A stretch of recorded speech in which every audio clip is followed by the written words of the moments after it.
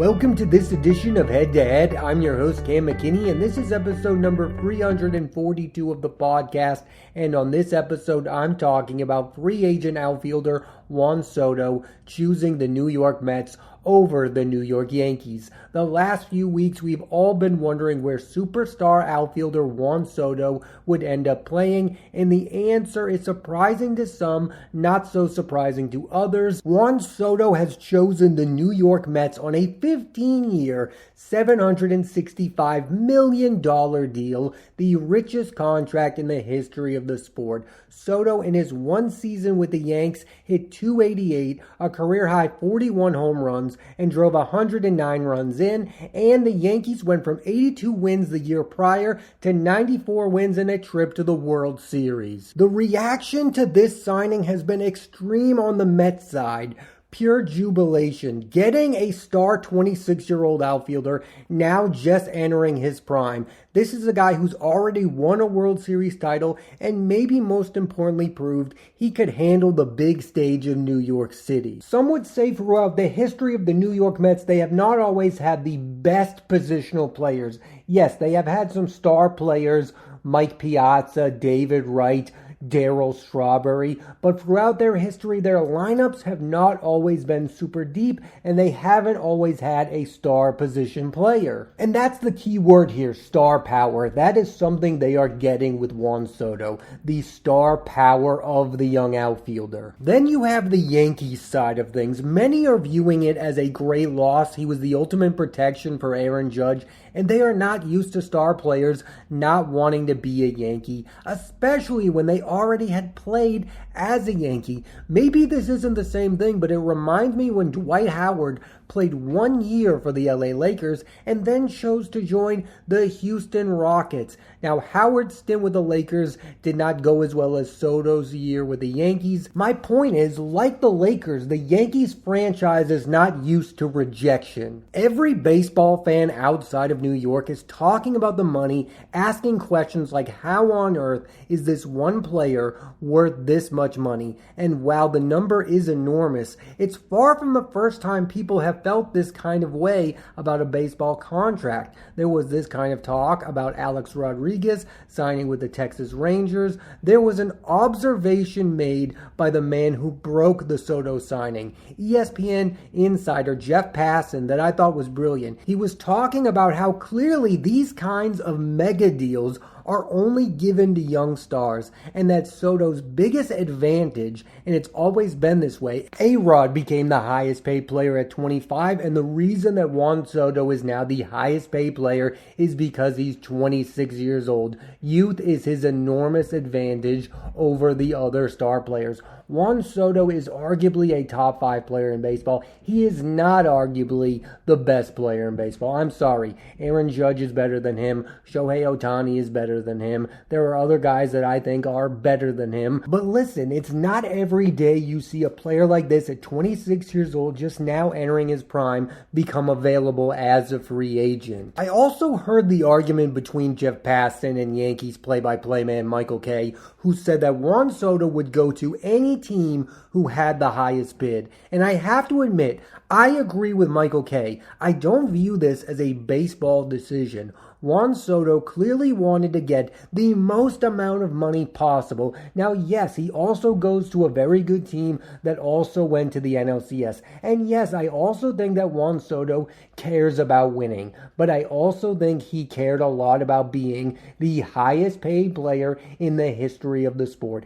And who's to argue? Maybe he should care about that. And I've heard this argument a lot. Why would the Mets give Juan Soto a 15-year contract? Because what's even more important than selling Mets fans on Soto as a player is selling them on this idea that he's going to be great for a long time. Now, in reality, they don't know that, but he's 26 years old, and it's more than likely that he's got 8 years ahead of him of being one of the best players in baseball. Now, is it a definite that Juan Soto is going to be great at 36 years old? Absolutely not. I think it's more than fair to take a shot at the Yankees right now. They lost a star that they clearly wanted. However, one knock I don't care for is this idea that Yankees owner Hal Steinbrenner is not his father George Steinbrenner because he doesn't spend as much or close deals. This take is ridiculous. The Yankees are not the Yankees because they spend. For every Reggie Jackson signing, which led to rings, they also spent big on players that did not lead to winning. Mike Mussina was a good player with the Yankees. Guess what? The Yankees did not win a World Series during Mike Mussina's time with them. Jason Giambi was a fine Yankee. The Yankees did not win with Jason Giambi. In the 90s, when the Yankees were a dynasty, they were a homegrown team. They had Derek Jeter. They had Bernie Williams. They had Andy Pettitte. They had Jorge Posada. They had Mariano Rivera. That's why they were a dynasty. Yes, you added in the Tino Martinez's of the world and the Paul O'Neills and these veteran players, but that was a homegrown team. That was not a team bought and paid for. That was a team that was developed into being one of the best baseball teams of all time. The last time the Yankees won a World Series because they spent a bunch of money was back in 2009 when during the same offseason they brought in CC Sabathia, Mark Teixeira, and AJ Burnett.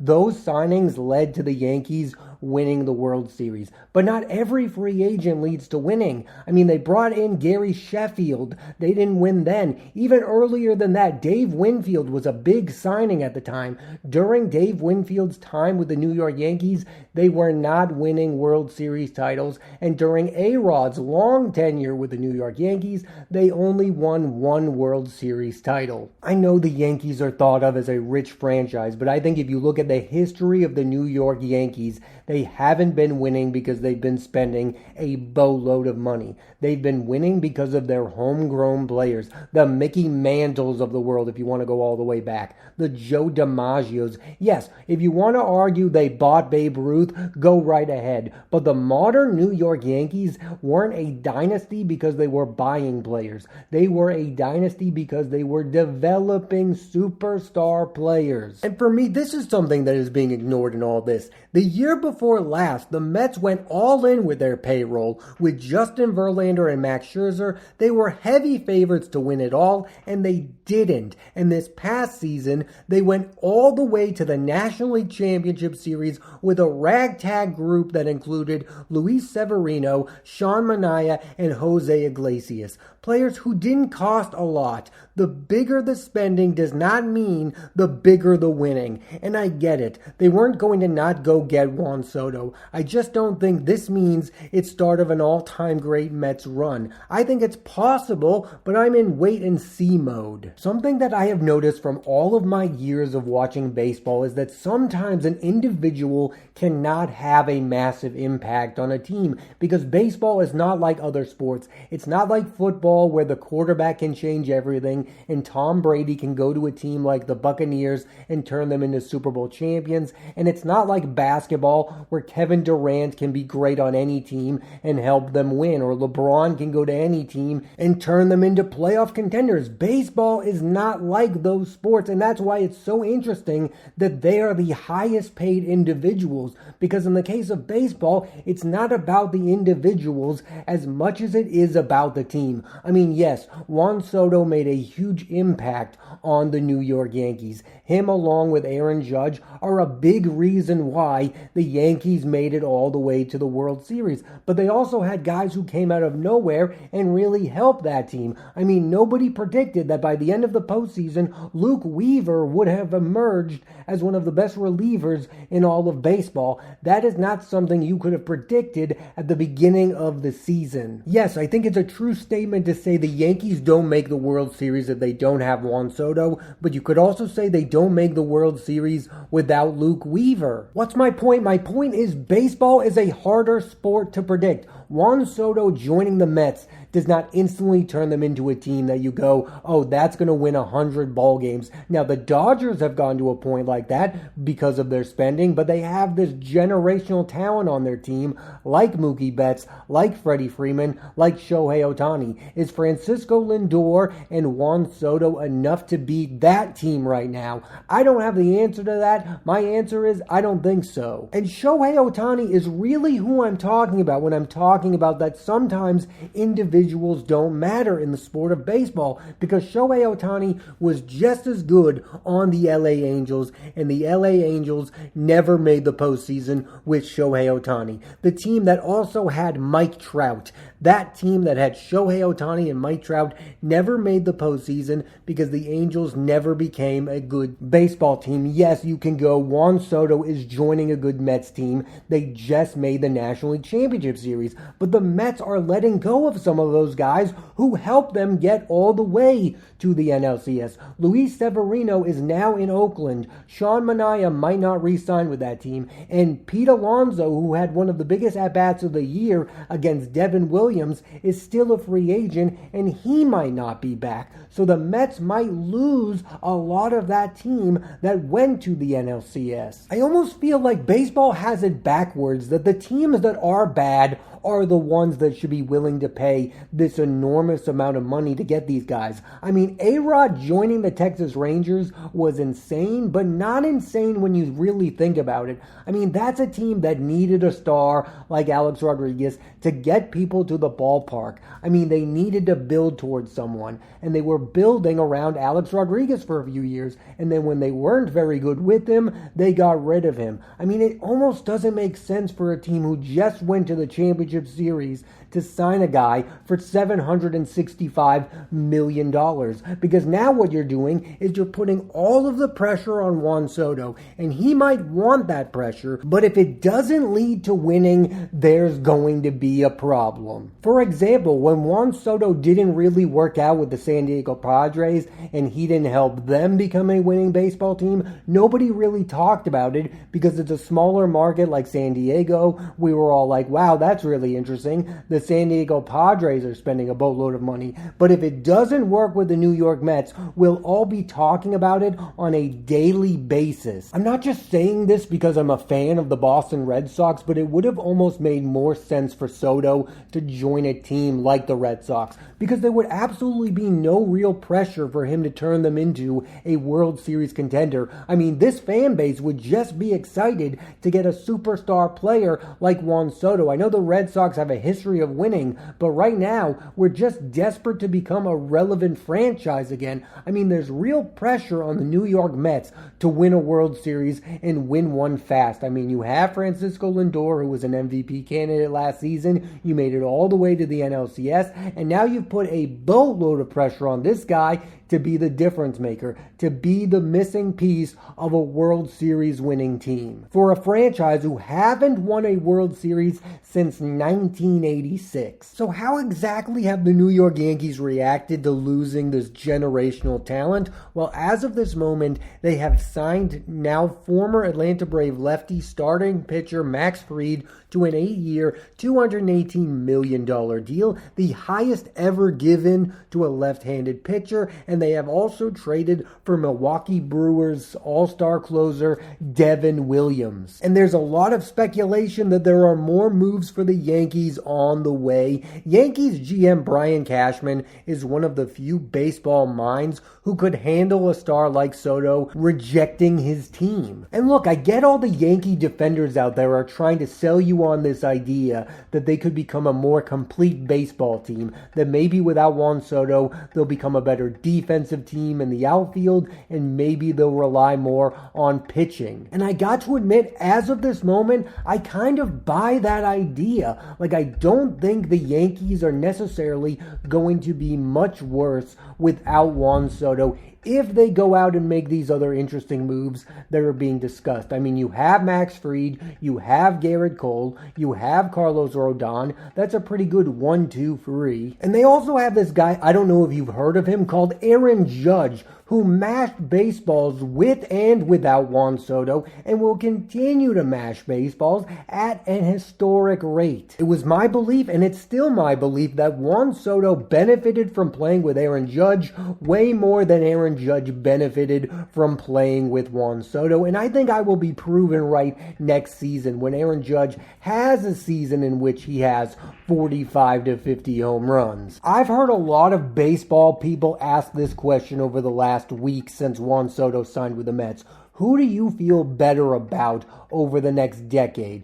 The New York Mets or the New York Yankees? And it's easy to be on the Mets side of things right now. They just got Juan Soto. They went to the NLCS. They have Francisco Lindor. But look at the history of these franchises. The New York Yankees have been the winners. They have been a better, well-run organization from top to bottom. They have developed stars. And more importantly, they have been way more consistent. I mean, the Mets have been on runs. Like last year, they went to the NLCS. In 2015, they went to the World Series. In 2000, they went to the World Series. But after those seasons, they have down periods. The Yankees don't have a lot of down periods. I mean, I know they've only won one World Series since 2000, and that was in 2009. But even when the Yankees aren't winning the World Series, they're usually making the playoffs. They're usually a 95-win team historically. Where I'm at with the Mets is they have to prove it to me. They have to prove it. I mean, Juan Soto has to prove it to me that he's worth all of this money, that he's this type of guy who you can plug into any team and he'll produce. And I'm really interested to see if the New York Mets are going to re-sign Pete Alonso. I mean, that's a big bat that I think that team actually needs. Yes, Mark Vientos is a very good young player. Francisco Lindor is an MVP talent. I think the New York Mets still need Pete Alonso, and if they don't re-sign him, I think that's a bit alarming to me. What the Mets are really hoping on this deal is that Juan Soto plays like Bryce Harper for the Philadelphia Phillies. Now, Bryce Harper was a young outfielder who had success with the Nationals, then he chose the Philadelphia Phillies, and he's been as good as advertised. I think you can say the same thing about Manny Machado with the San Diego Padres. I mean, those contracts have worked out for those two teams. Those players have been elite players. But look, Bryce Harper has not won a World Series title yet with the Philadelphia Phillies. Now, they made the World Series. They haven't won. Manny Machado has not won a World Series title with the San Diego Padres. Getting these talents are great and they're good moves, but it doesn't mean the team is destined to win the World Series. And I think most people that follow the sport realize that, because nobody is looking at the Mets right now as the prohibitive favorites to win the World Series because they just don't know how things are going to be playing out. I wouldn't be surprised if Juan Soto ends up winning a ring or two with the Mets because he's that good. I mean, he had great at-bats during the playoffs with the New York Yankees. So if he gets to the playoffs, he's going to be able to perform. But do I believe in the Mets getting to the playoffs year after year after year? I don't, because I haven't seen it before. You believe in the Yankees because you've seen the Yankees do it. I used to believe in the Red Sox because I saw the Red Sox do it. You believe in the Dodgers because you've seen the Dodgers do it. The Atlanta Braves just lost Max Fried. Yet, do I still believe the Braves can be a playoff team? Absolutely, because they are the Atlanta Braves. They have a reputation of winning. That's why I think the Atlanta Braves could still win more regular season games next season than the New York Mets. I just think it's fascinating that David Stearns, who has been known for building baseball teams without spending a lot of money, I mean, he did a fantastic job when he was running the Milwaukee Brewers. I mean, they were not spending a lot of money, but they were always competing. Then he joins the New York Mets and turns them into contenders without spending a lot of money on guys like Luis Severino and Sean Manaea. And now he's spending the money on Juan Soto, and you wonder how that's going to impact his team moving forward. And I also question the idea, does David Stearns want to be spending this kind of money Juan Soto, or is this all about Mets owner Steve Cohen? Or is this just what happens when these small market executives join these bigger market teams? I mean, look at Andrew Friedman. He was the guy with the Rays who was developing stars. Now he's signing superstars like Shohei Ohtani, and he's doing a brilliant job. I mean, the Dodgers are winning World Series. Is David Stearns going to have that same success with the New York Mets? I'll end on this. When Shohei Ohtani got his massive contract, we were all talking about things like,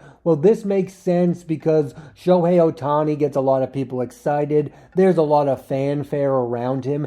I don't think there's that same fanfare for Juan Soto. I don't think he brings massive amounts of fans to the ballparks. I think he's an excellent player, but this has everything to do with his talent and his age. Juan Soto has really benefited from free agency because of those two things. He is a great offensive player, and he is the right age to get one of these once-in-a-lifetime type of deals, and I am rooting for him with the Mets. I don't like it when these deals go bad and you watch these guys struggle and then all we talk about is how much money they are getting. I do believe Juan Soto is going to be a great player with the New York Mets. I just don't know if it will end up leading to them winning. Thanks for listening to this edition of Head to Head. I'm Cam McKinney, and there'll be a new episode of the podcast every Monday on Apple Podcasts and Spotify, so please rate, review, and subscribe.